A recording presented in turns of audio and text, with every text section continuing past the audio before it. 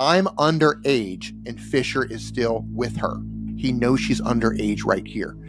I'm surprised Candace is actually reading this. Yeah, me too. That's crazy, right? Yeah, this doesn't make sense. Well, today I'm going to offer you the most thorough accounting of the exact charges that face the Tate brothers and my belief of why they are going to beat these charges. Hi, I'm Nathan from Milk Bar TV. Candace Owens recently did an interview with Andrew Tate, self-confessed pimp, who's facing criminal charges of rape and human trafficking. It appears that the blowback from this interview was so severe that she felt she needed to justify why she did it. Pretty much she finds herself defending 5 child predators in an attempt to take down one of Andrew Tate's victims. It's quite shocking and really quite unbelievable. But let's take a look. So who is Emma Gabby? First, I'll tell you who she is according to the Tate brothers, who is suing her in Palm Beach County, Florida. According to the Tate brothers, we're going to tell you who a human trafficking victim is by the 2 guys who have been charged with human trafficking this victim in Romania. So they're going to tell you who this victim is. According to them, again, if you want to take their word for it. We don't want to take their word for it. As we've already seen in previous videos that you've made, Milk Bar, Tate is a compulsive liar. Emma Gabby is a predator who has a long history of baiting men into sexual relationships for the specific purpose of destroying their lives. She has a chain of victims going back several years to when she was a minor. Oh, she said it. She was a minor. These are not guys who were 20 years old or 22 years old. These men are all into their mid-30s and above. Keith Fox was 57. Emma was 15. Dustin Milner was 35 years old. Emma was 17. Tyler Hensel was 35 years old. Emma was 17. Marlon Fisher was 34 years old. Emma was just 1 month out of her 16th birthday. She was 17. Joel Friedman was 39 years old. Emma was 17. So what we have here is a group of child predators, guys who are preying on young girls, saying, oh, woe is me, I was set up by this minor. That's what we have here. This is essentially Jeffrey Epstein saying, oh, I was having these underage girls come in and give me massages, but I didn't know they were under the age of 18. Silly me. These are guys who were looking for young women. And Emma, she looks very young, as you can see. How can a grown man in his mid-30s or older look at this girl and say, oh yeah, clearly she's overage? The responsibility is the adults to make sure that she's overage. So let's talk about the law in Florida regarding statutory rape and what this actually means. In Florida, anyone over the age of 24 cannot have sex with someone under the age of 18 years old, even if the person under the age of 18 years old lied about their age. Ignorance is not a defense. Even if they lied about their age, it is the responsibility of the adult to figure out the true age of the minor. This is the law. If you don't like the law, feel free to go and try to change the law. Before she ever met a Tate brother, Emma Gabby was a sex worker. She had her own Pornhub account, and she could be contacted via a sex hotline. Again, that is before she ever met a Tate brother. All right. In the actual Florida lawsuit, the only thing they mention is social media accounts, and they mention an OnlyFans account. Now, Emma's OnlyFans account, she did topless pictures on there, and she eventually shut that down because she was not interested in OnlyFans. And what she's showing on the screen right now, 666 Fury, that is an image, a mock-up image that was taken directly from her Instagram account. There is no 666 Fury. That is just an image that she put together with the costume that she had. That doesn't exist. She was not a sex worker in this sense. So this is starting out really bad. She's gaslighting people into thinking that Emma was this sex worker, when in fact the worst that she actually did was do topless pictures on OnlyFans. The first case involves a man who I am not going to name, and the only reason I'm not going to name him is because at the time of the allegations against him, Emma was in fact a minor, and that of course is relevant. So we just want to be ethical here. Pause. So she wants to be ethical here, and she's protecting the man who has been convicted of a sex crime against 2 different minors because there was a minor involved. However, she has no problem saying what the minor's name is. So she has no problem saying Emma's name, but she's not mentioning the actual name of Keith Fox. Throughout this episode, by the way, you're going to hear some beeps when I'm discussing this case. If I accidentally say his name, we intend to just beep it out. Keith Fox was a 57-year-old man who was convicted and sentenced to 24 years in prison for sexually abusing 2 girls under the age of 18. Emma was a 15-year-old girl. He was a 57-year-old married man who was sexually abusing her. A private investigator captured images of Keith Fox sexually abusing Emma through a window. So he was caught red-handed. And if you look this case up, you're going to know that there's absolutely no possible scenario in where she falsely accused this man of anything. And not expose his name so that people can look up the case because, as I said, she was underage at the time. And they don't want you to know his name because if you look this case up, you're going to see that she clearly did not frame him. There were 2 girls that were involved in that case, just to be clear, and one of the girls admitted flat out to having an outright sexual relationship with him, including sexual intercourse.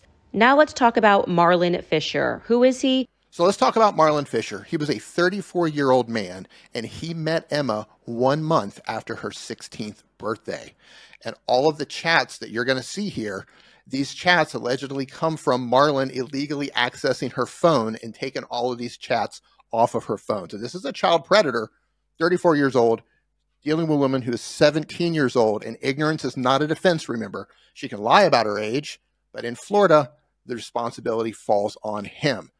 And he has a history here. And though the actual case was dismissed, there was another person who took him to court and filed a petition for stalking. So this isn't the first time he's had issues. So this is a text message that Marlon Fisher is alleging that Emma Gabby sent to people regarding him. Now, to be clear, before I read this text message, I am about to read you a lot of text messages that apparently came from Emma Gabby and other people throughout this episode. As a general disclaimer, these text messages are a part of cases that are pending and have been submitted to the courts. They have signed affidavits swearing that these are true.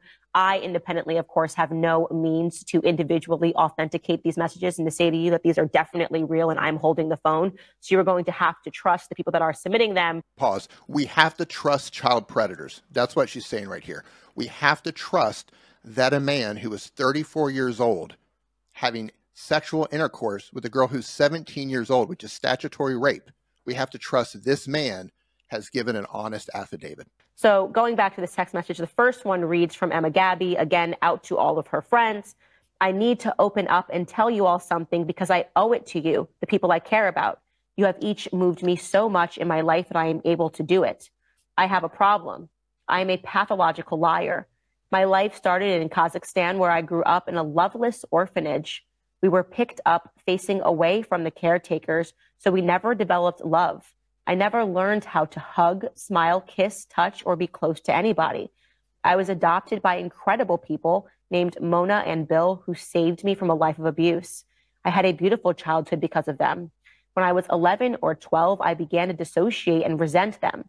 I felt unwanted and like I had no family, so I began to rebel, doing drugs and meeting lots of different people. This is exactly the type of troubled and vulnerable woman that human traffickers will look for. Would a butt plug go off through a metal detector? And to give context to that message, the context that was provided by Marlon Fisher, she was asking Marlon Fisher if wearing her butt plug would set off the courthouse metal detector when she needed to go through in order to meet with the district attorney who was prosecuting the person that I just told you about, which is why it's relevant. Yeah, I don't even understand the point of this. What she's doing is she's shaming a child. She's shaming a troubled child for having these, sexual kinks. And that has nothing to do with the fact that she was allegedly trafficked to Romania. None of this has anything to do with that other than they're just trying to shame her. Again, this is being told by Marlon Fisher, so I can only say allegedly. These are her actual text messages. Allegedly. Now,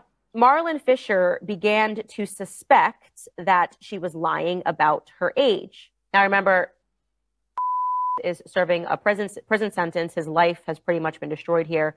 But the pattern of behavior, again, this is coming from Marlon Fisher, that was used on him represents the same pattern of behavior that she used against her other victims. Okay, so pause it right here, because Jail John, who is Keith Fox, he was caught on film and he was convicted There is no scenario here where she misled him. Ignorance is not a defense. That's why he was convicted and why he was actually sent to prison, because in Florida, that doesn't matter. She lied about her age, so what? It was your responsibility. That's why they convicted him and actually sent him to prison. Additionally, if Fisher once finds that, if he starts questioning her age, that's where you sever the relationship. You don't continue a relationship with someone when you start to suspect that they might be a minor. You're gone. You bounce. The fact that he's hanging around is suspect. I believe that was induced into an illicit sexual relationship with a minor under false pretenses. According to Marlon Fisher, performed deviant sexual acts in the bedroom, such as urinating on her during intercourse. Yeah, he's the victim. He's the victim here. The 57-year-old married man who is urinating on a 15-year-old child is the victim, just for context. Well, it ends with Emma Gabby filing documents against Marlon Fisher. On September 16, 2019, she walked into Palm Beach County Courthouse and filed a temporary injunction for protection against domestic abuse against Marlon Fisher under what he claims are false pretenses. So what we have here is the second situation where Emma has accused someone formally. The first one was Keith Fox, and I believe it was her mother that started that in motion, but he was convicted. He was convicted. He did it to another girl. He was caught on film. He was convicted. There's no question that was not false. Now we have the second person here who she did go to the police and file some sort of an accusation. Notice it was not kidnapping and it was not human trafficking, as the Tates love to claim. So we have one that was actually convicted, so that's not false. And we have a second one which has nothing to do with human trafficking or kidnapping. She filed a restraining order under oath in Florida State Court where she accused Marlon Fisher of severely abusing her. Marlon Fisher, distraught, did not know what to do. Now, just as a reminder, they've engaged in BDSM, according to him. Right. This is all according to Tates and according to the man who was raping her, essentially. She wants to engage in BDSM, and so now she is claiming that she has been abused. So you can imagine this obviously presents some suffering. Pause. You've been having sex with a minor, and now you found out that you're having sex with a minor. You continue to have communication with the minor, and now the minor actually goes to the police and makes some accusations against you. Oh yeah, of course you're going to suffer. You know, that's statutory rape. You know, I'm surprised Chris Henson didn't walk in and tell him to have a seat. Why don't you have a seat right over there? The next case, and I want to be clear here, I have seen people online circulating saying that this woman, that Emma Gabby, caused a man to commit suicide. I want to say that that is something that is an allegation that I would not stand by. So Candace says she wouldn't stand by this, but then she continues to go into it. She obviously wants to plant that seed to make you think, well, maybe she was involved. So Dustin Milner was a 35-year-old depressed man who was having sex with a 17-year-old girl, which was Emma. He also has a criminal history. He got a felony for unauthorized possession of an identification card. So it looks like at one time he also had a fake ID. So 35 years old with a 17-year-old. Now, according to the Florida lawsuit, there's no actual evidence that says that she's involved. They're basing it on the brother believing, his thought is, that she may have been involved. And I can understand where he might be coming from, where he's trying to make sense of the suicide and he wants to put the blame somewhere. So obviously he's going to place it with her, but there's no actual evidence that she was involved. So there is no evidence here that could back this up. She didn't tell him to kill himself. Okay, so she just said it. There's no evidence to back this up. Candace said that herself. And it's also important to understand there is no accusation here. She did not accuse him of trafficking, of kidnapping, or any particular crime. He unfortunately committed suicide. And there's no evidence to actually back that up. And so I just want to make it clear that in digging into this, I didn't feel comfortable suggesting that she made him commit suicide. But you talked about it anyway. Moving on to a young man named Tyler Hensel. Okay, so Tyler Hensel, the young man who was 35 years old, and you can see that at the bottom of the screen there. She highlights something in yellow, but if you go down and look, you can see that Tyler was 35 years old and Emma was 17 years old. Now, Tyler alleges that he thought she was 26 years old, but again, ignorance is not a defense. The responsibility falls on him, 35-year-old with a 17-year-old. Indicating to Hensel, like to Martin Fisher before him that she was into BDSM and insisted on calling him daddy in the bedroom. At one point, when the two of them were alone, Gabby even jumped on top of Tyler Hensel, initiating sexual contact. Hensel, who was not into this kind of degrading behavior, often rejected her demands for more aggressive sexual conduct. But he still had sex with her, and there's no way, looking at her picture, are you going to think that she is 26 years old back when she's 17 years old? That's not going to happen. And I hate the fact that she keeps shaming her for her sexual kinks. That's not a crime.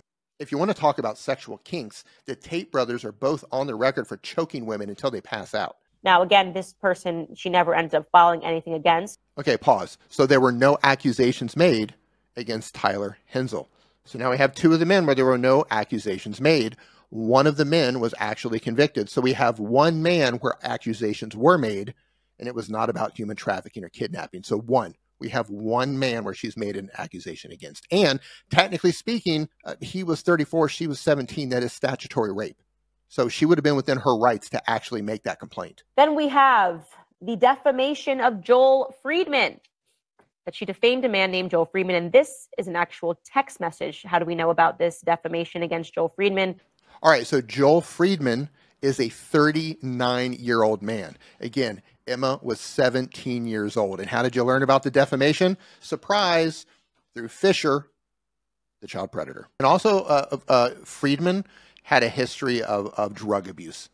He's actually been brought up on charges for drug abuse. One of the charges was possession of cocaine. Exchange between Marlon and Gabby.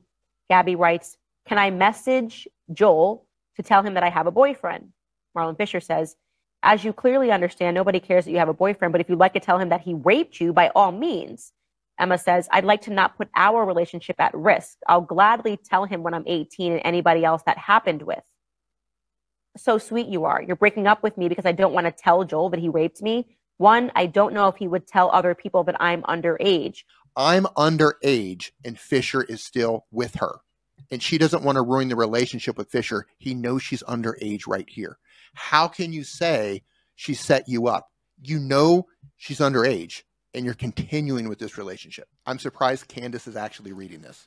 Yeah, me too. That's crazy, right? Yeah, this doesn't make sense. Marlon Fisher ended up actually confronting Friedman. You imagine your girlfriend tells you that she was raped by some other man. Pause. Your underage girlfriend tells you that she was raped by another man. Your underage girlfriend, when you were 34 years old, tells you that she was raped by another 39-year-old man. What is going on here? How is she saying this with a straight face? Well, eventually Marlon Fisher confronts Friedman over the rape allegation.